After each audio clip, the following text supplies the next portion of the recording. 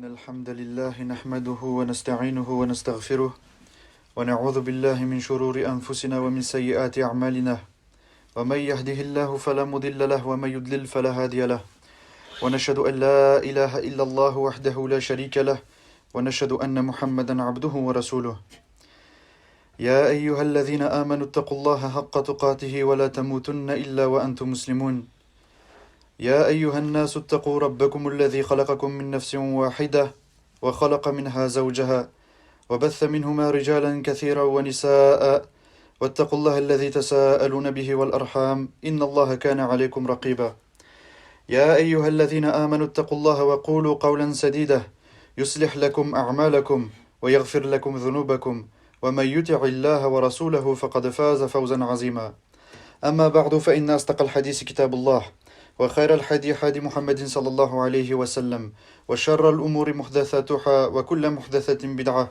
وكل بدعة ضلالة وكل ضلالة في النار قال الله تعالى في كتابه الكريم بسم الله الرحمن الرحيم وقل الحق من ربكم فمن شاء فليؤمن ومن شاء فليكفر صدق الله العظيم. Dans les semaines passées, on avait expliqué que le tawhid c'était le plus gros trésor que Allah Azza wa Jal pouvait nous donner. Que cette guidée-là, c'était le plus gros cadeau que Allah subhanahu wa ta'ala pouvait accorder à un de ses serviteurs. Et on avait dit que si ce tawhid, si cette guidée, elle est accordée par Allah Azza wa Jal, c'est aussi lui qui nous maintient sur cette guidée. Et donc, les shuyukh, ils ont cité quelques actes qui allaient nous permettre de rester sur cette guidée. Des actes qui allaient favoriser pour que Allah Azza wa Jal décide de nous maintenir sur cette guidée. Et on avait vu, dans le premier axe que nous avions cité, c'était quoi? C'était le fait de demander cette guidée à Allah subhanahu wa ta'ala. Demander à Allah Azza wa Jal qui nous maintienne sur cette guidée. On avait dit que l'une des invocations que le prophète sallallahu alayhi wa sallam faisait le plus souvent, c'était quoi? Allahumma ya muqallib al-qulub, thabbit qulubi ala dinik. Oh Allah, toi qui fais chavirer les cœurs, fais chavirer mon cœur sur ta religion. Et on avait dit que la première des choses que le musulman devait faire, c'était quoi? C'était de demander cette guidée à Allah Azza wa Jal. Si le musulman, il se refuse de demander à Allah subhanahu wa ta'ala de le maintenir dans cette guidée, c'est comme s'il aurait dit, ou c'est comme s'il aurait cru que cette guidée venait de lui-même, mais qu'elle ne venait pas d'Allah Azza wa Jal, qu'il l'avait acquise par ses propres moyens. Et donc, l'humilité du croyant vis-à-vis de son Seigneur le poussait et l'obligeait à demander ardemment cette guidée à Allah Azza wa Jal. L'invocation qui est, je le rappelle, l'essence même de l'adoration. Le serviteur, il est dans l'obligation de se réfugier auprès de son Seigneur lorsqu'il se sent en difficulté. Et nous, aujourd'hui, l'une des plus grosses difficultés que nous rencontrons dans notre vie, la chose qui sera la plus dure pour nous, c'est quoi? C'est de mourir sur la croyance du tawhid. Et donc c'est la raison pour laquelle on implore l'aide d'Allah Azza wa Jal constamment, comme le prophète sallallahu alayhi wa sallam le faisait. Le prophète alayhi salatu wa sallam le faisait pourquoi? On avait dit pour adorer Allah Azza wa Jal et pour être un exemple pour sa communauté. Et ensuite, on avait cité le fait d'aider la religion d'Allah Azza wa Jal. Allah subhanahu wa ta'ala, il promettait de préserver celui qui préserve la religion d'Allah. Si toi, tu aides la religion d'Allah Azza wa Jal, Allah, il t'accepte comme allié et il te promet de t'aider. Est-ce qu'il est pensable que Allah Azza wa Jal abandonne les serviteurs qu'il a considérés comme alliés dans les moments où ils ont le plus besoin de lui? Parce que nous, aujourd'hui, il faut que nous prenions bien conscience que l'endroit dans lequel nous avons le plus besoin d'Allah, c'est concernant la guidée. Plutôt que dans notre travail ou plutôt que pour des choses qui vont être mondaines. Notre attention tout entière doit être tournée sur cette guidée. Pourquoi? Parce que Allah Azza wa Jal, il a créé les cieux, la terre, le paradis, l'enfer, les humains, les djinns, toutes ces choses-là uniquement pourquoi? Pour qu'on unifie Allah. C'est le but de la création de toutes ces choses. Et donc, on fait quoi? On se réfugie auprès d'Allah et on demande à Allah Azza wa Jal de faire quoi? De le faire mourir sur cette croyance parce que c'est lui qui détient les clés de cette réussite. Et donc aujourd'hui, Inch'Allah, on va continuer. Et aujourd'hui, on va essayer de voir deux actes. Deux choses en fait qu'on doit mettre en place. Pourquoi? Pour espérer que Allah Azza wa Jal il nous maintienne sur cette guidée. Dans le verset qu'on a cité à l'entrée de la khutbah, Allah Azza wa Jal il nous dit dans le sens, dans la sourate Al-Kahf au verset 29, et dit, en vérité, la vérité émane de votre Seigneur. La vérité, le haqq, il vient de ton Seigneur. Et donc Allah, quand il continue ce verset-là, il dit quoi? Et donc quiconque le veut, qu'il croit, et quiconque le veut, qu'il mécroit. Déjà, la première des choses qu'on peut dire sur ce verset-là, c'est pas que Allah Azza wa Jal, il donne la liberté à chacun. Non.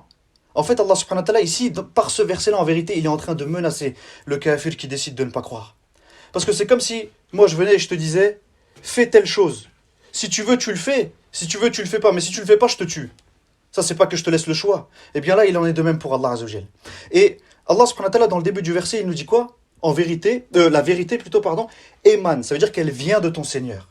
Et donc, après que tu as compris cette vérité-là, soit tu crois, soit tu mécrois.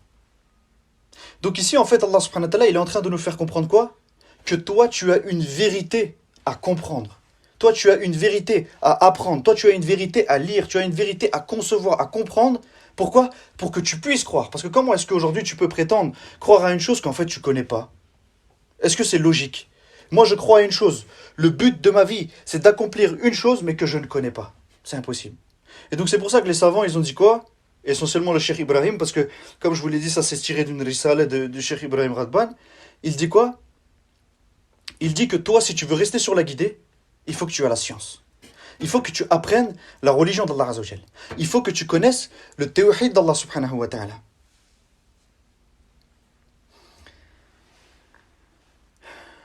Ce haqq, cette vérité, comme Allah Azza wa Jal, il le dit, elle vient de lui.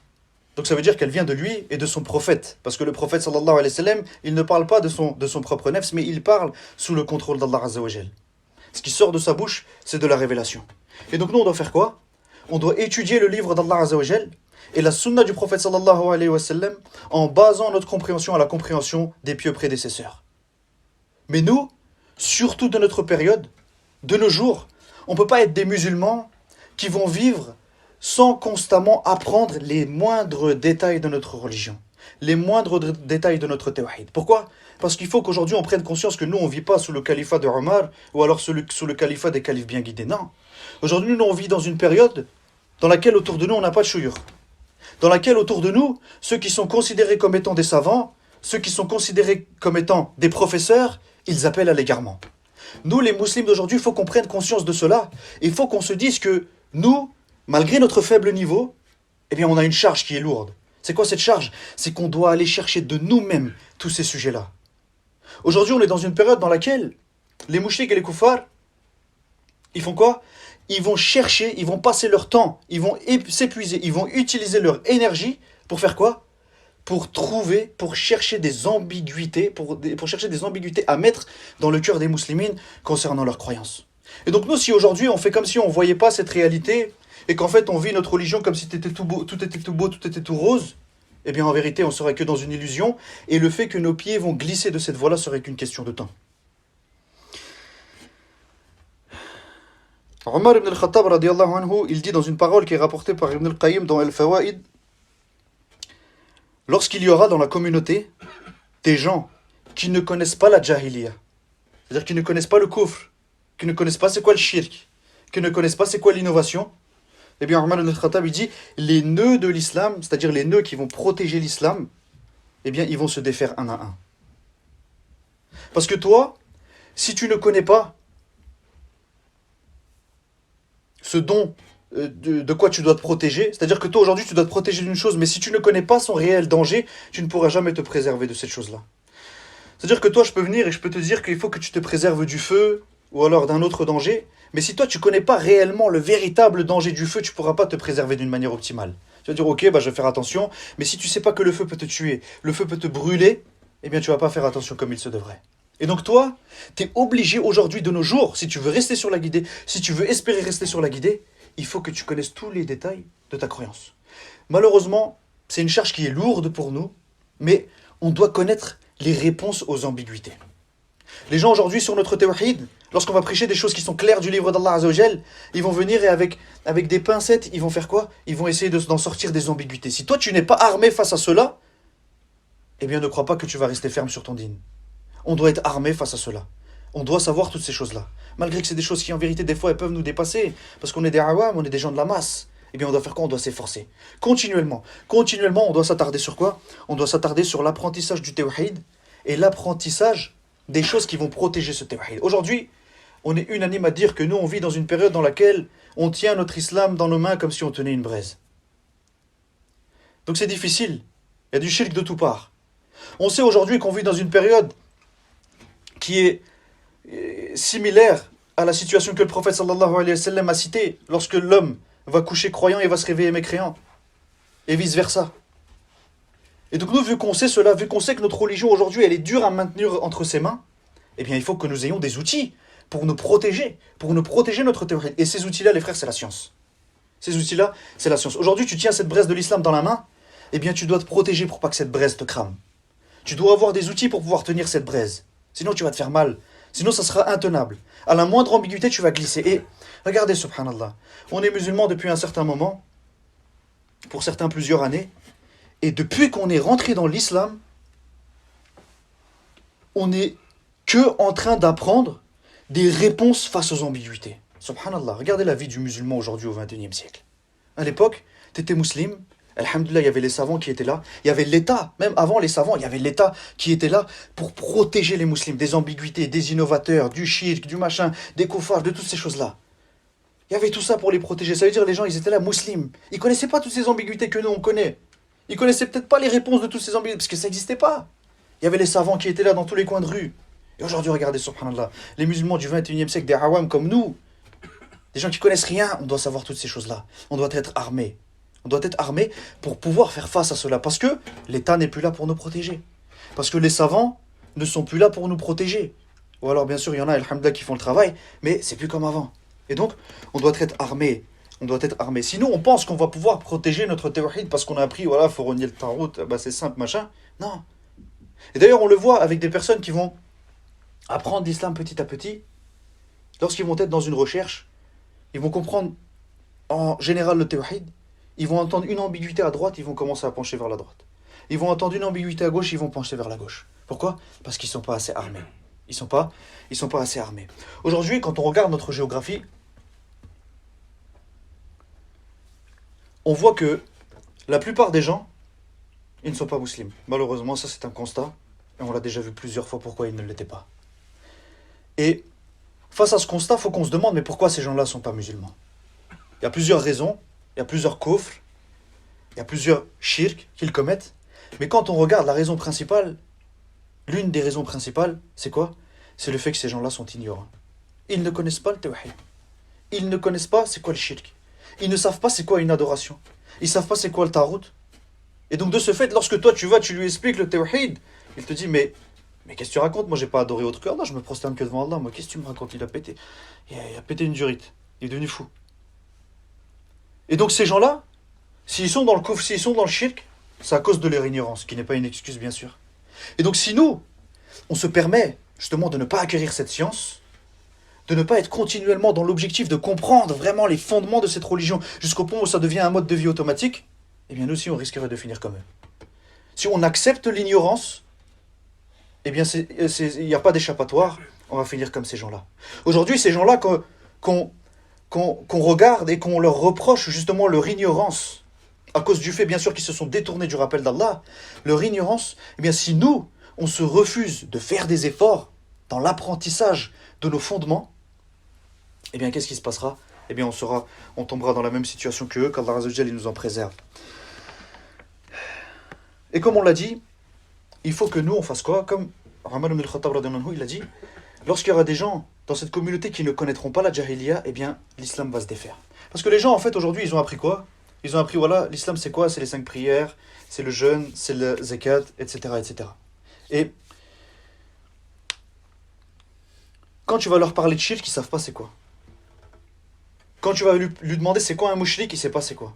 C'est quoi un kafir, il ne sait pas c'est quoi. C'est quoi un murtad, il ne sait pas c'est quoi. Pourtant, c'est une science que Allah Azza wa Jalla, il nous demande d'avoir. Allah Azza wa Jalla dans Surat Al-An'am, dans le sens, il dit « C'est ainsi que nous détaillons les versets afin qu'apparaisse clairement le chemin des criminels. » Allah, dans son livre, il ne demande pas que de savoir c'est quoi le tawhid. Non. Il te demande aussi de savoir c'est quoi le shirk. C'est quoi le kufr. Et d'ailleurs, si toi tu ne sais pas c'est quoi le shirk, c'est quoi le kufr, si tu n'as pas une réelle science de cela, eh bien, dans ton la ilaha illallah, tu auras une faille. Parce que tu ne sais pas le shirk que tu dois renier, tu ne sais pas les tawarid que tu dois renier, adorer en dehors d'Allah Azza wa Jal. Et l'apprentissage de cette science, elle va faire que, quelle que soit la situation qui va se présenter à toi, s'il y a du shirk, Allah par la basira, il va te permettre de voir que là il y a du shirk. S'il y a un danger, Allah il va te permettre de voir que là, il y a un danger, dans quoi? Dans l'affaire que tu vas entreprendre. Allah, avec cette science, il va te donner une basira qui va encore plus te préserver ton iman. Et donc, il faut que nous apprenions le tawhid. Et, dans ces moindres détails. Et il ne faut pas que nous prêtions oreille aux gens qui vont dire, mais ça fait 10 ans vous parlez de tawhid. Ça fait 10 ans vous parlez de tekfir. Ça fait 10 ans vous parlez de shirk et de tarout, etc. Oui, ça fait 10 ans. Et Inch'Allah, jusqu'à la fin de nos vies, si Allah nous le permet, on va en parler. La personne qui vous dit ça, c'est uniquement le reflet de son ignorance. Parce que cette personne-là n'a pas compris c'est quoi le tawhid. Parce que cette personne-là n'a pas compris que le tawhid, ce n'est pas quelque chose qui s'arrête. Ce n'est pas une science que, ok, j'ai acquise, je l'ai mis dans la poche et je continue. Non. Le tawhid, c'est continuel. Tout le temps. Et d'ailleurs, regardez, subhanallah, ça fait quoi? Ça fait quelques années, admettons qu'on est musulman. Et tous les ans, il y a un nouveau shirk. Tous les ans, on est confronté à une nouvelle action. À un moment, c'était le vote. Ensuite, c'est quoi? Tahakum. Voilà. Après, ça parlait de quoi? L'avocat. Voilà. Après, ça parlait de quoi? Il est ignorant. Qu'est-ce qu'on fait? Voilà. Toujours des nouveaux shirks. Après, ça parlait de quoi? Le fait de demander la shafa'a d'un mujahid. Que des nouveaux shirks. Que des nouveaux. On est continuellement obligé d'apprendre à actualiser notre tawhid. Et ça, c'est sans cesse jusqu'à la fin de nos jours. Allah subhanahu wa ta'ala, il nous dit dans la sourate Yunus au verset 9, ceux qui croient et font de bonnes œuvres. Tu crois? Ok. Allah il t'incite à faire de bonnes œuvres. Leur Seigneur, à ces gens-là, à ceux qui croient et qui font des bonnes œuvres, les guidera. Et à cause de quoi est-ce qu'Allah il va les guider? C'est quoi qui fait qu'Allah il va les guider? Leur Seigneur les guidera à cause de leur foi. À leurs pieds, les ruisseaux couleront dans les jardins des délices.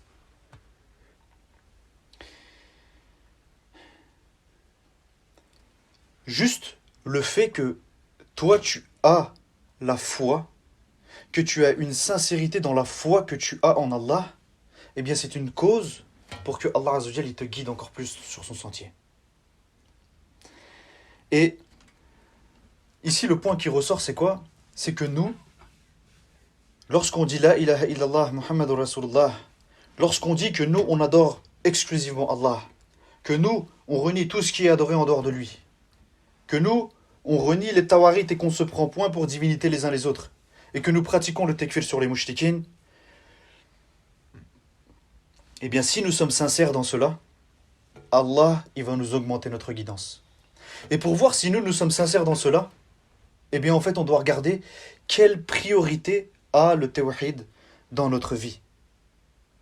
Allah Azza wa Jal, il dit encore une fois dans Surat Ibrahim au verset 27, Allah affermit les croyants par une parole ferme. Allah, il va t'affermir. Il va te solidifier tes pas. Il va te solidifier ton minhaj, ta voie que tu as empruntée.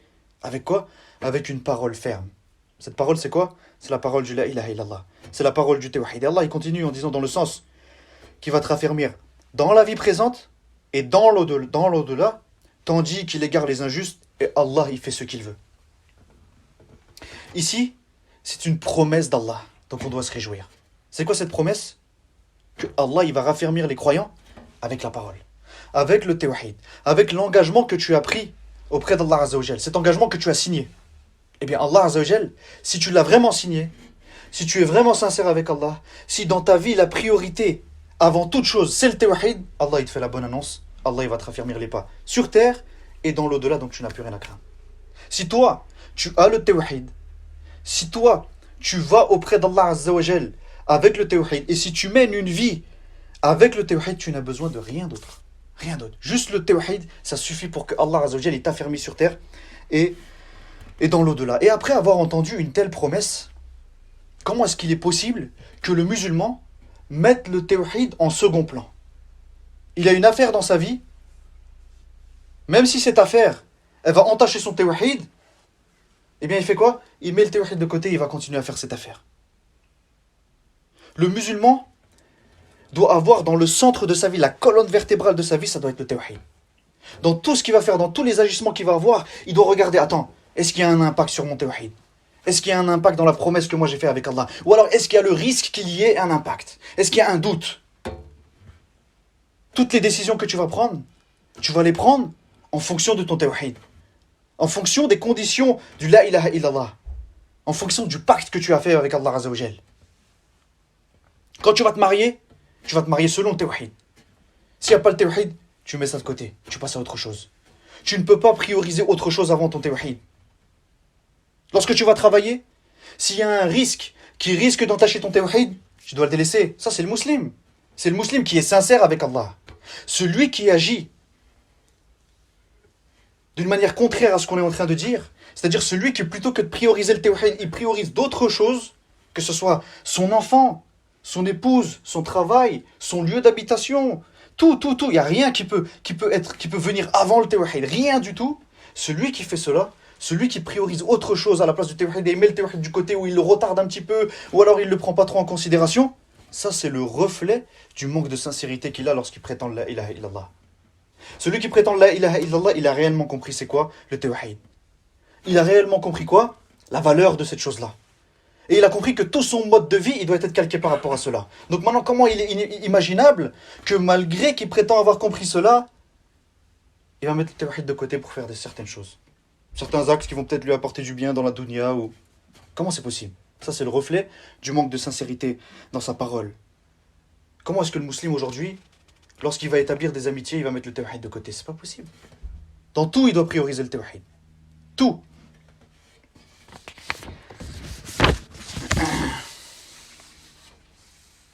Et comme on l'a dit, ça c'est une promesse d'Allah. C'est une bonne nouvelle d'Allah à celui qui s'attache à cela. Celui qui est sincère avec Allah. Le cheikh Ibrahim Radban, il cite 3 points dans lesquels Allah Azza wa Jal, sur terre ici, il va te raffermir. Il dit le premier point, c'est au combat.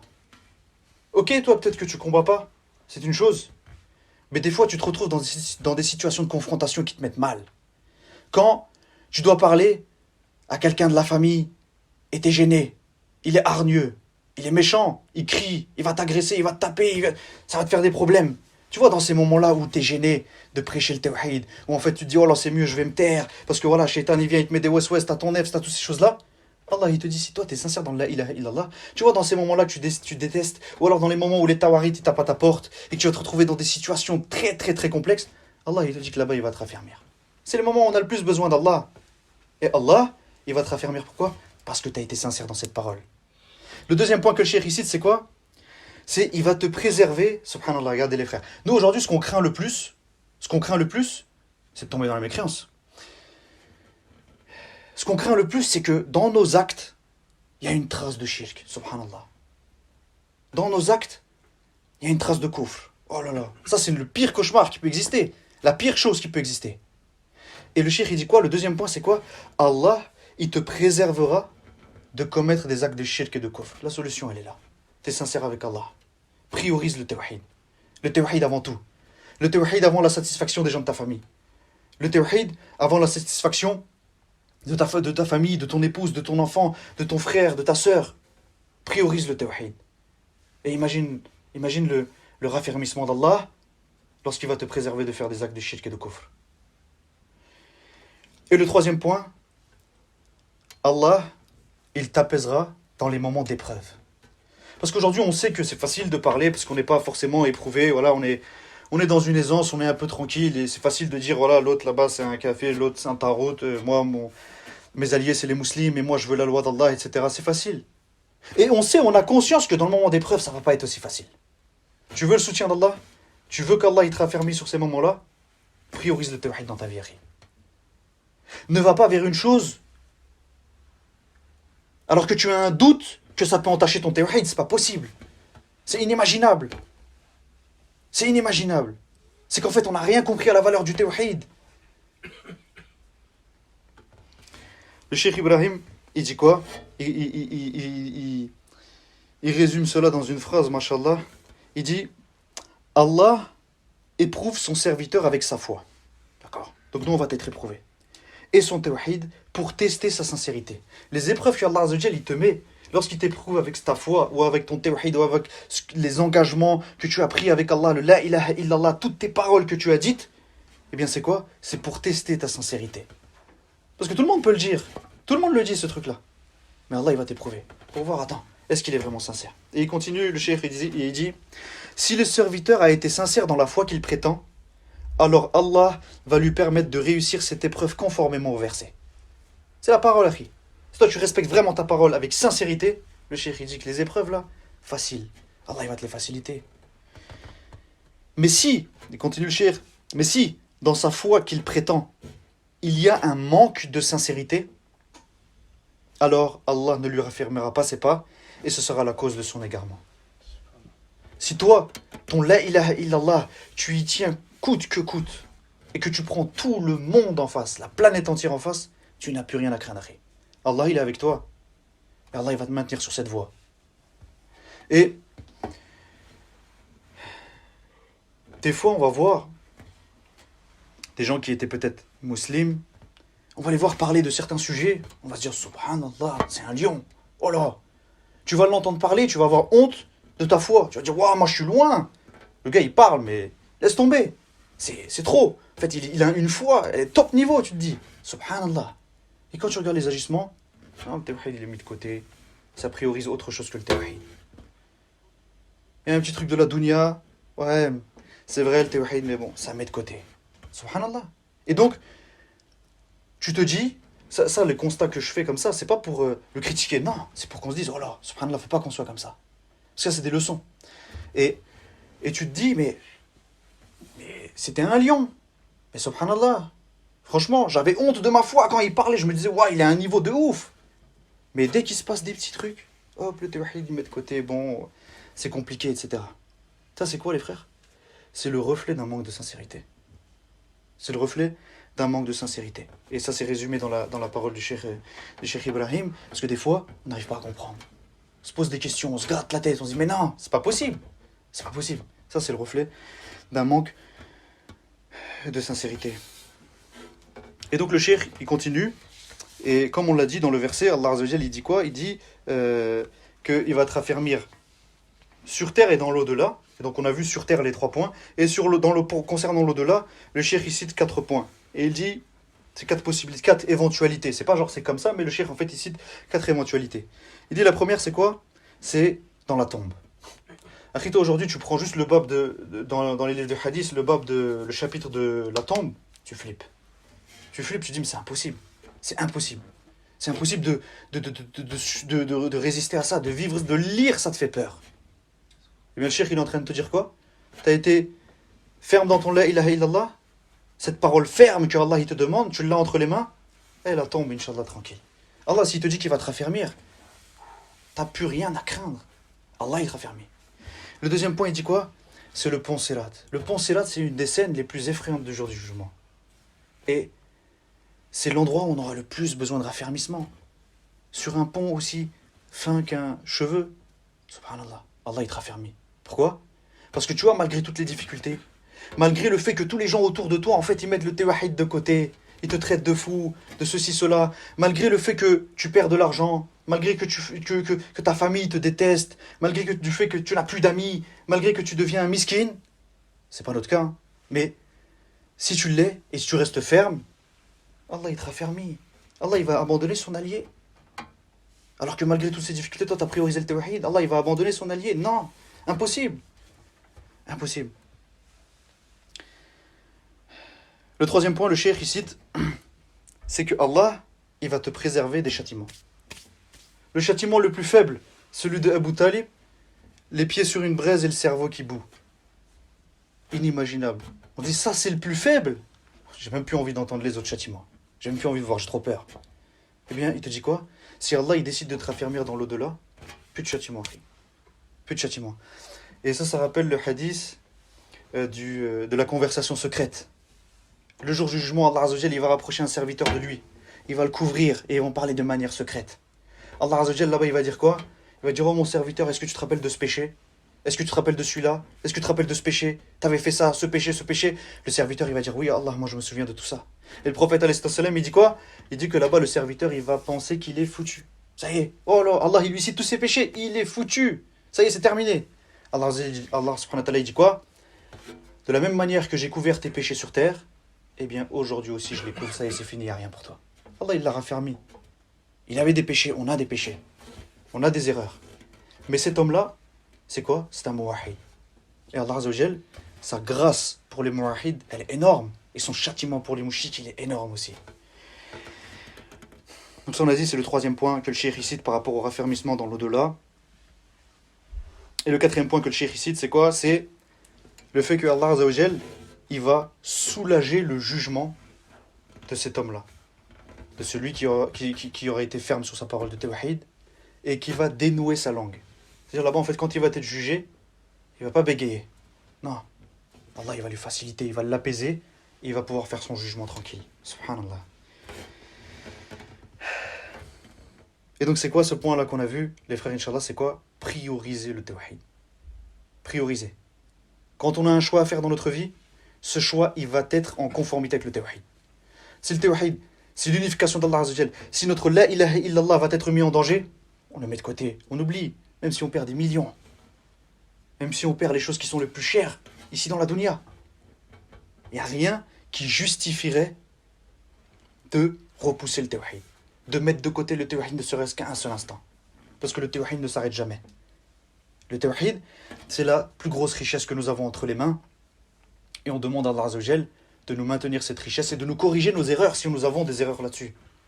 De nous guider encore plus, de nous guider avec une meilleure foi, avec un plus gros yaqin, et qu'on meurt sur cette croyance, et que tous ces raffermissements qu'on a cités là, on demande à Allah Azza wa Jal de nous les accorder, parce que pour lui, rien n'est difficile. On va se dire, oh là, si Allah il nous donne tous ces raffermissements, ça sera trop, c'est abusé, il m'en donne que un, je suis content. Non, Allah il peut tout donner. Allah il peut tout donner, rien qui est difficile pour lui, c'est lui qui est le Ghani, c'est lui qui est riche. Il te donne ce qu'il veut par sa grâce. Il te donne ce qu'il veut par sa grâce, et on demande à Allah Azza wa Jal sa grâce, sa miséricorde et son pardon. وآخر دعوانا الحمد لله رب العالمين سبحانك اللهم وبحمدك أشهد أن لا إله إلا أنت أستغفرك وأتوب إليك